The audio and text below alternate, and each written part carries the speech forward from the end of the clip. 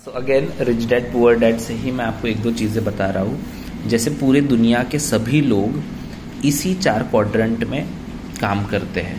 पहला होता है एम्प्लॉय, दूसरा होता है सेल्फ एम्प्लॉयड, एक होता है बिजनेसमैन और एक होता है इन्वेस्टर।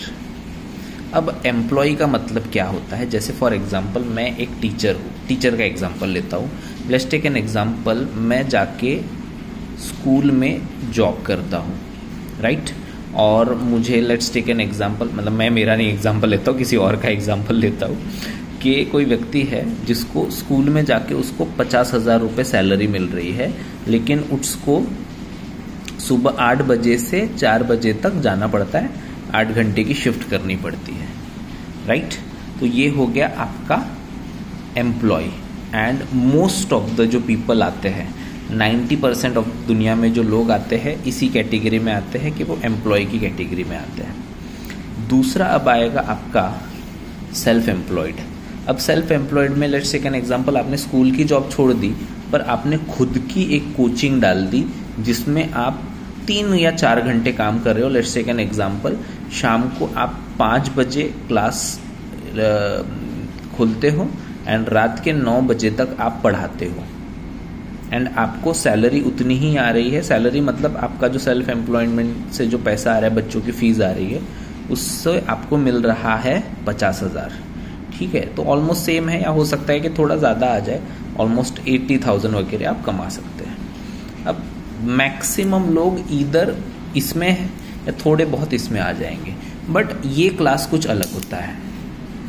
देखिए, बिजनेस क्लास, जैसे मैं बोलूँ कि कोई व्यक्ति है जिसने खुद की कोचिंग डाली, लेकिन कोचिंग में वो खुद नहीं पढ़ाता है, उसने ऑलमोस्ट 4 टीचर रख लिए अलग अलग सब्जेक्ट के लिए। लेट्स टेक एन एग्जांपल, मैं नीट को पढ़ाता हूँ तो physics, chemistry, bio and maths का, यहाँ पे 50-50 हज़ार के 4 टीचर ले लिए, मतलब 2 लाख रुपए का उसको सैलरी देना पड़ेगा पर मंथ। और उसके पास है 300 बच्चे, छोटा ही नंबर ले रहा हूँ फिलहाल मैं, अलग अलग कोचिंग में तो बहुत बड़े बड़े बच्चे होते हैं। तो 300 अगर उसने ले लिया एंड 300 बच्चे उनको दे रहे हैं साल भर का फीस, अगर मैंने 1.5 लाख भी ले लिया तो इमेजिन कीजिए 1.5 लाख इंटू 300, थोड़ा सा रुकूंगा मैं, पॉज ले, ये आपको दिखाई दे रहा होगा, मैं कैलकुलेट भी कर रहा हूँ।